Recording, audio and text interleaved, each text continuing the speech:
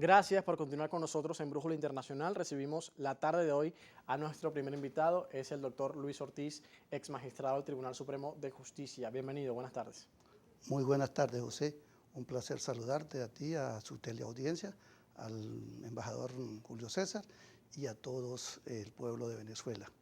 Tenemos un tema de conversación que es interesante y es el estatus de Venezuela ante la Corte Penal Internacional, ante estos pronunciamientos que se esperaban.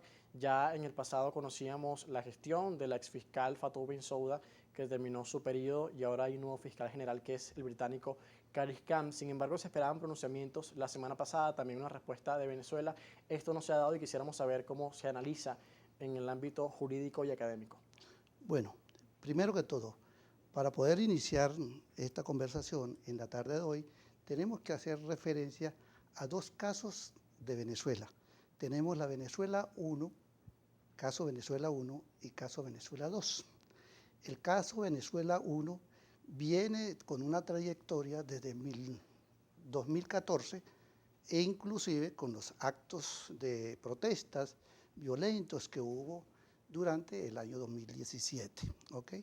Y luego tenemos el caso Venezuela 2, que es con la denuncia que hace el canciller nuestro de Venezuela, Arreaza, por ante la Corte Penal Internacional en contra de los Estados Unidos, no del gobierno, sino de los Estados Unidos, por supuestas sanciones que entonces se convertirían en una arma fatal y que por eso habían tantas muertes y no había gasolina, etcétera, etcétera, etcétera. ¿Y eso tiene un argumento jurídico?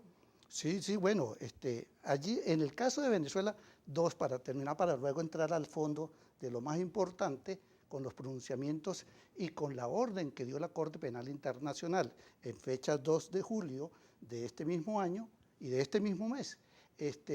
Yo no creo que en la parte del caso Venezuela 2 prospere la denuncia realizada por el canciller venezolano en virtud de que, recuerden ustedes, que la Corte Penal Internacional solo juzga a individuos y no a estados. Eso por una parte. Y por la otra, hay que recordar que Estados Unidos es un miembro permanente del Consejo de Seguridad de las Naciones Unidas que tiene voz y veto. De tal manera, y si bien es cierto, Estados Unidos fue el baluarte desde 1948 hasta 1998, que se creó el Estatuto de Roma, y se llama Estatuto de Roma porque fue la reunión que se hizo en Roma con los cancilleres plenipotenciarios, y por eso se le da ese nombre.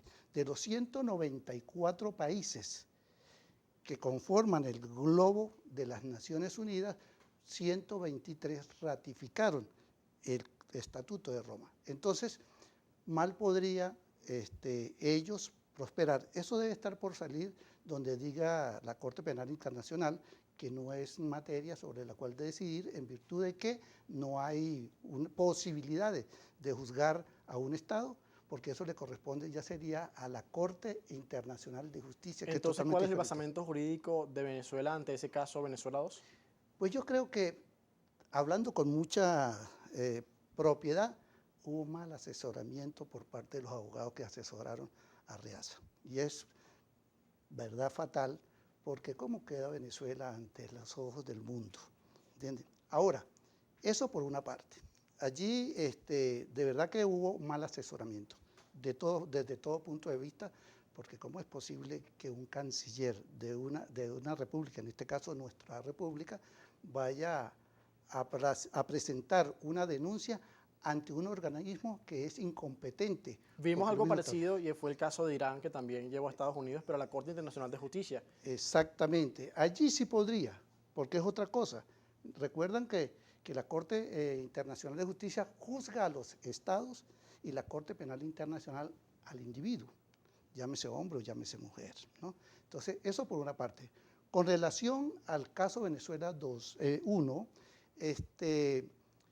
nuestro fiscal general de la República, Tarek William Saab, ha hecho muchos pedimentos y entre esos pidió un control judicial ante la Corte Penal Internacional. ¿Eso qué significa?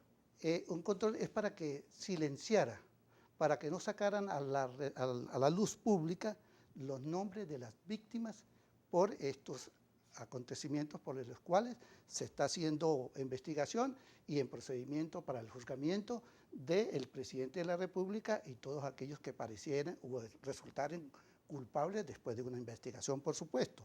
¿Ok? Entonces, ¿qué es lo que pasa? El fiscal general ante la Corte Penal Internacional se opuso rotundamente y es cuando la Corte, la sala preliminar, dicta un dictamen, y valga la redundancia, donde dice esto no puede ser, no se pueden ocultar las víctimas por los excesos extravagantes que haya cometido el Estado venezolano y aquellos que a quien reciben órdenes. Entonces, debido a esto, la Corte se pronuncia y le dice, usted, señor fiscal venezolano, tiene hasta el día miércoles 21 de este mes y de este mismo año para que usted haga o ponga a la luz pública los nombres de todas las personas que han sido víctimas de delitos de lesa humanidad o de cualquier violación de derechos humanos. Y usted, fiscal de la Corte Penal Internacional, tiene hasta el viernes 23 de este mismo año y de este mismo mes para que usted dé un acto conclusivo. ¿Cuál es el acto conclusivo? Eso sucede en todas partes del mundo. El Ministerio Público es un abogado que tiene 3 actos conclusivos porque representa al Estado. 1, archiva. 2, prosigue el procedimiento y la investigación. O 3, pronuncia. ¿Qué es lo que va a hacer? En este caso en concreto, el fiscal el viernes pasado debería, por orden de la Corte Penal Internacional, dar un pronunciamiento. ¿Cuál es el pronunciamiento que tenía que dar? De acuerdo a lo que dijo la fiscal anterior, que le entregó, recuerda que el fiscal Karim Khan tomó posesión, Acaba fue de el 16, asumir. sí, el 16. Ese hay que darle de repente el benefactor de la duda, ¿no? Oye, está muy nuevo, está empezando para que le den esa decisión, pero como dice el dicho, jurídicamente la fiscalía es única e indivisible. Si hay un fiscal, va a haber otro fiscal y así sucesivamente, ¿me entiendes? Y tiene que tener el mismo camino, el mismo proyecto y la misma decisión jurídica que tenga que darse al lugar en ese momento en concreto. Bueno, y se ha creado mucha expectativa sobre el caso venezolano, incluso desde que estaba la exfiscal Fatou Bensouda hasta ahora que llega Karim Khan.